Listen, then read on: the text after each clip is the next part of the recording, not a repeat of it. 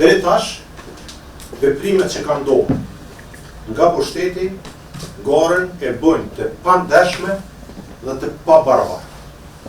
Përdorimi i resurseve shtetërore, i paras publike, në funksion të zgjedhjeve edhe të maksimalizimit votës për partinë pushtet nuk është gjë e duhur.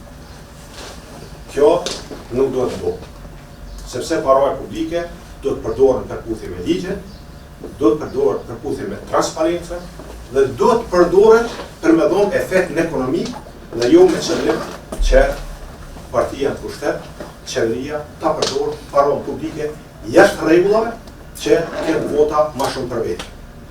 Dhe kjo nuk ka ndodhur dhe nuk do të ndodhë as tash e as në të ardhmen. Prandaj i baj ftesë, i kërkoj qeverisë që resurset shtetërore, paraja publike mos ta përdoren me qëllim të krijimit të pabarazisë në garë mes subjekteve politike.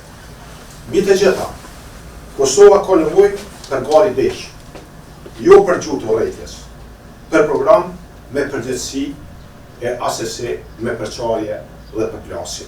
Programi ynë ka disa shtylla, lejoni që sot para juve pika shkurta ta paraqes shtyllën e parë programit të Partisë Demokratike për zgjedhjet e datës 7 qershor.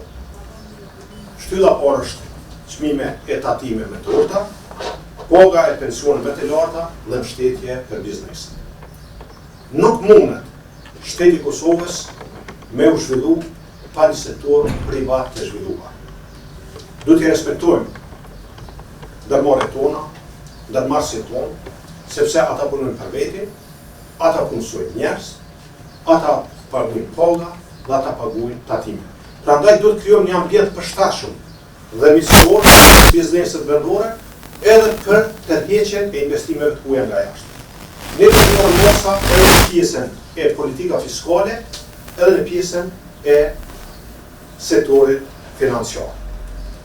Të vëshëja do të paguhet me vendim, jo kufi me rastin e importimit të mallit, produkteve dhe gjërave të tjera të importuara.